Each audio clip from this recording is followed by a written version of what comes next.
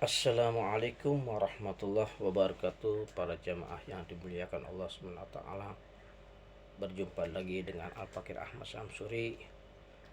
Saat ini kita akan melanjutkan bab tentang sholat khauf atau sholat dalam keadaan ketakutan ketika dalam berperang di dalam kitab Kifayatul Akhyar. Baik, kita mulai saja. Bismillahirrahmanirrahim. Qala al-musannifu rahimahu ta'ala wa nafa'na bihi bil ulumihi bid-darini amin. Syekh Abu Suja berkata, Paslun ay haza paslun wa salatul khawfi ala salasati adrubin. Ahaduhuma ayyakunal adu bi ghairi jihatil qiblati fayufarriquhumul imamu firqatain,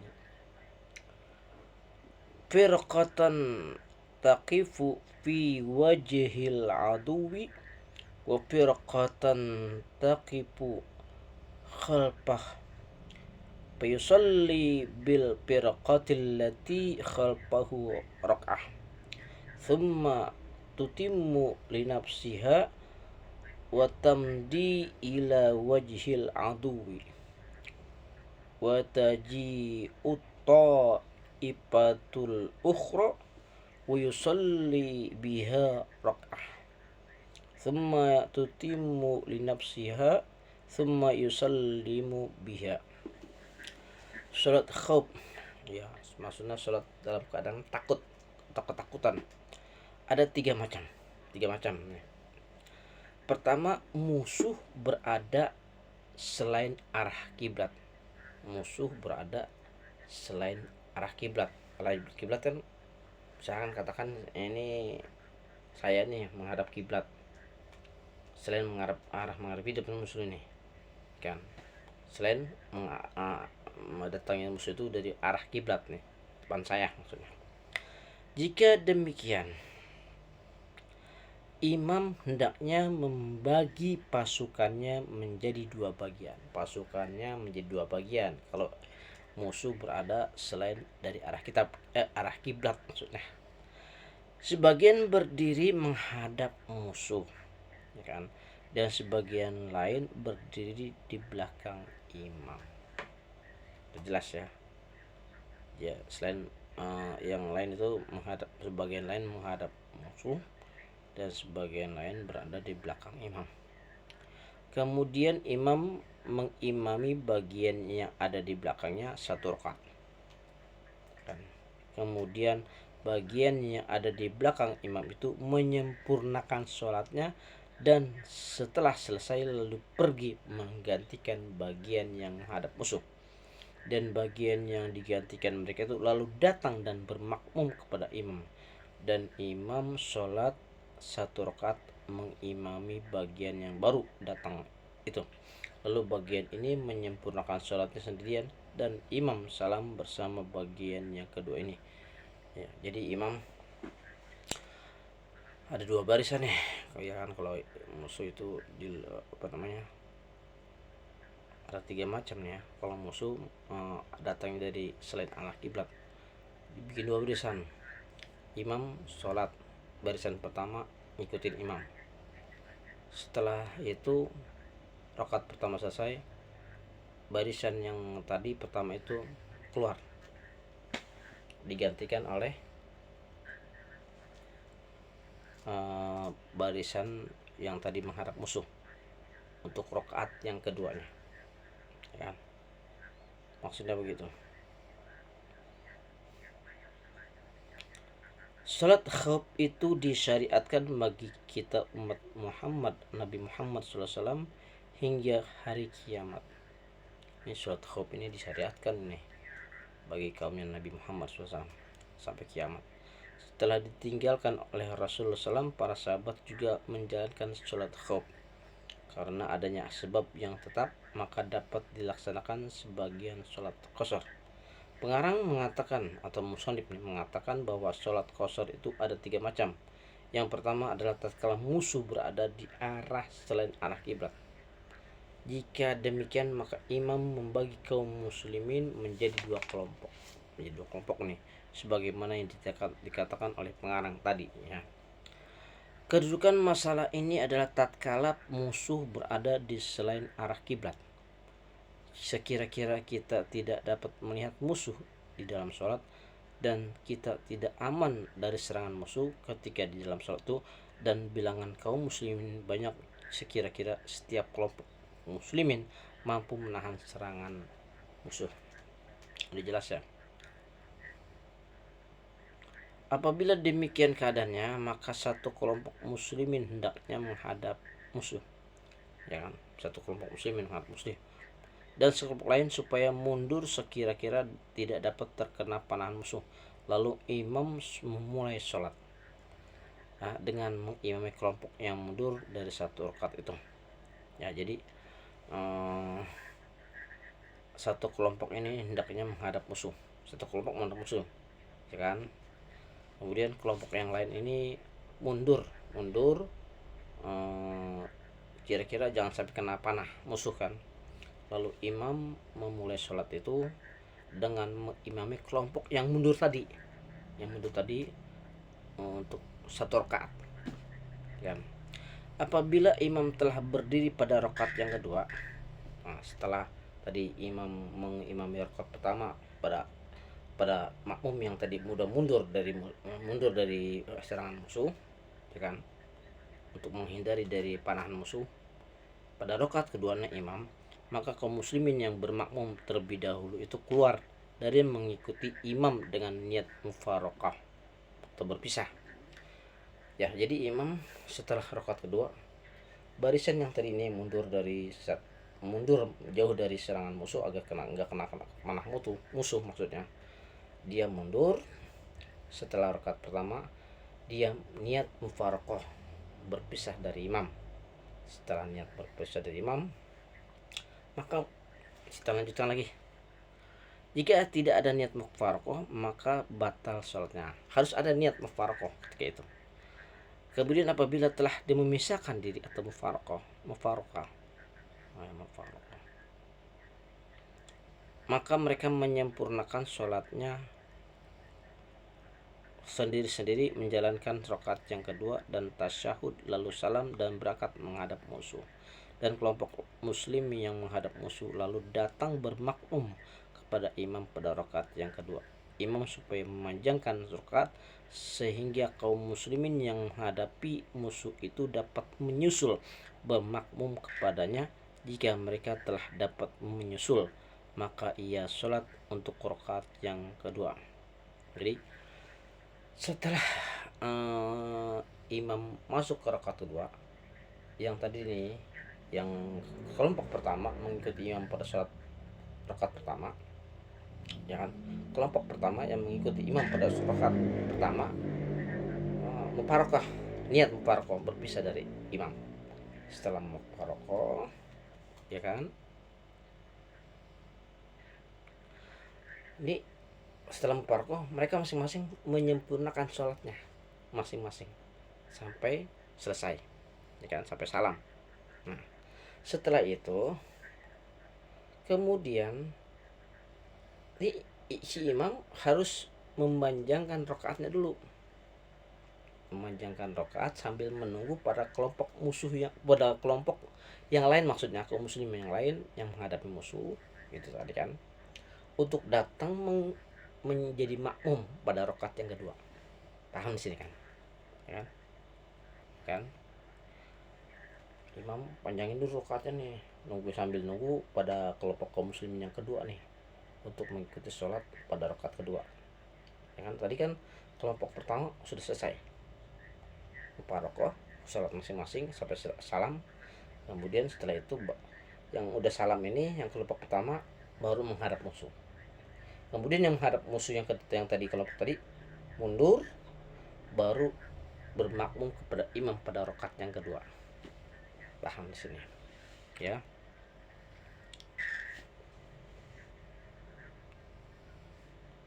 Itu maksudnya. Paham kan di sini? Mengikuti pada rakaat kedua. yang tadi rakaat pertama setelah mufarokoh sholatnya masing-masing untuk menyempurnakan sholat masing-masing sampai salam menghadap musuh. Dan tadi yang menghadap musuh mundur sholat mengikuti imam pada rakaat yang kedua, gantian istilahnya gitu. Baik, kita lanjutkan. Kemudian apabila imam telah duduk tasyahud, maka kelompok muslimin yang bermakmum itu bangun berdiri dan menyempurnakan rakaat yang kedua, ya kan? Dan imam menunggu pada tasyahud. Jika kelompok makmum yang kedua itu telah menyusul tasyahud, lalu imam salam bersama-sama makmum itu. Ya, udah paham ya?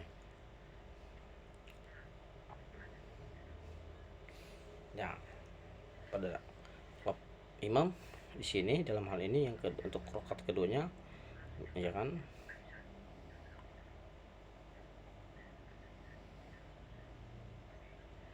menyusul tasyahud ya sampai sampai imam salam, ya kan, sampai imam salam diikutin oleh pasukan tadi, katakan pasukan yang kedua tadi kan. Salat dengan kaifiyah yang demikian itu adalah salat yang dilaksanakan oleh Rasulullah SAW dalam perang Zatir Riqaq sebagaimana yang diriwayatkan oleh Imam Bukhari dan Imam Muslim dari riwayat sahih. Nah, salat yang dengan kaifiyah tersebut ya, salat yang dilaksanakan oleh Rasulullah SAW dalam perang Zatir Riqaq, pada perang Zatir Riqaq gitu ya.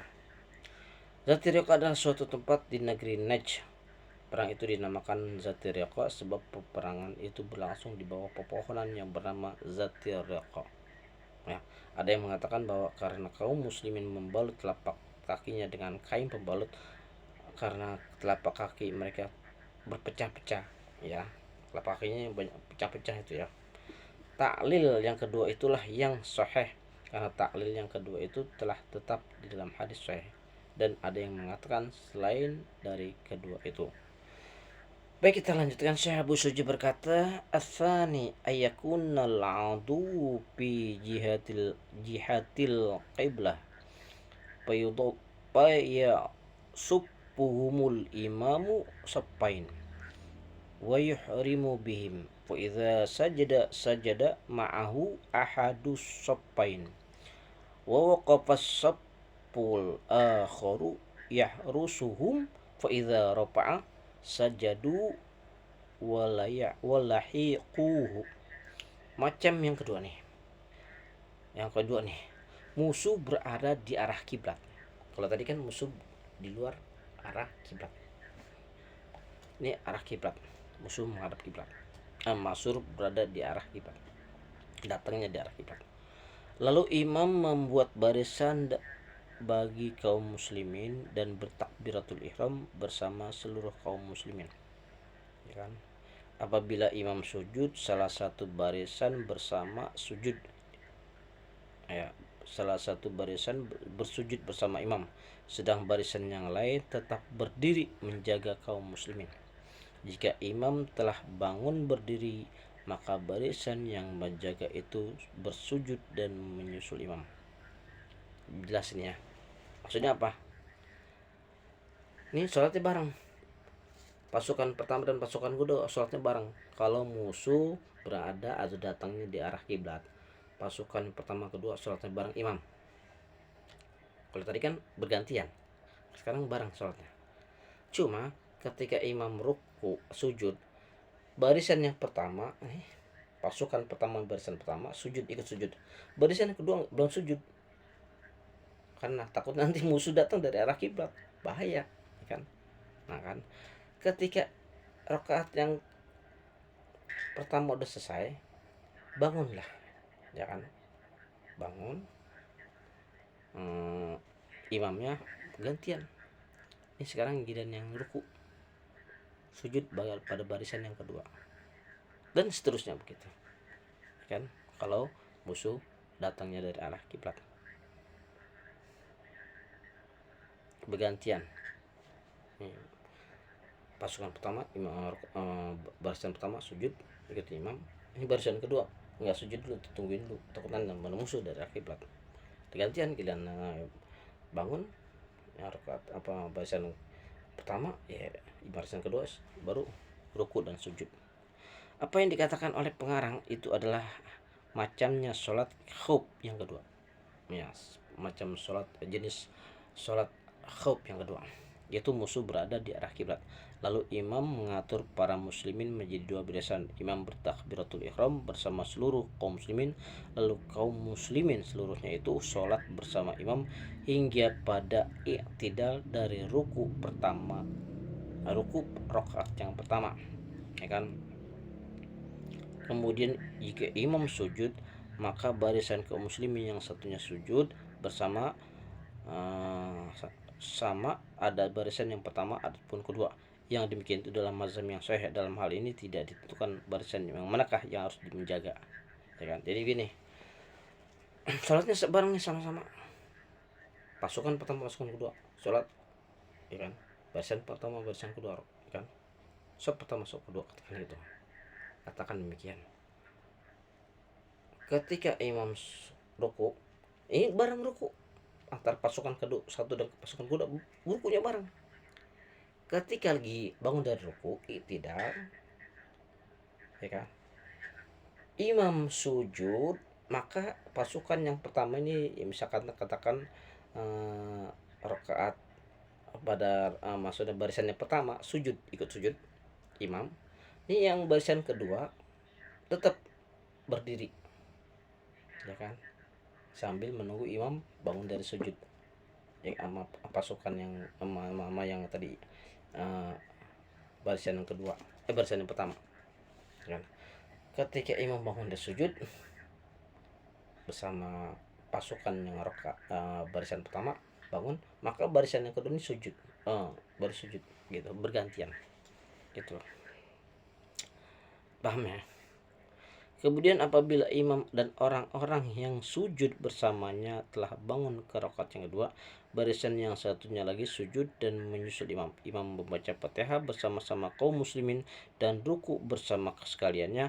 Apabila imam i'tidal dari ruku, barisan yang sujud pada rakaat yang pertama menjaga musuh dan barisan yang lainnya pula sujud bersama imam.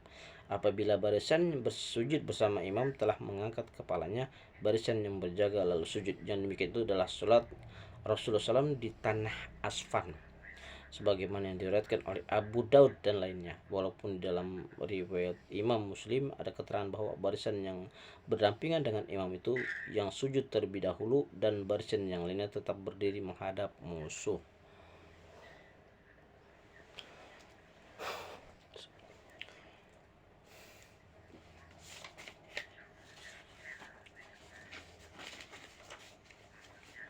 Para ulama mazhab Syafi'i mengatakan bahwa yang untuk melaksanakan sholat dengan cara seperti itu diperlukan 3 syarat.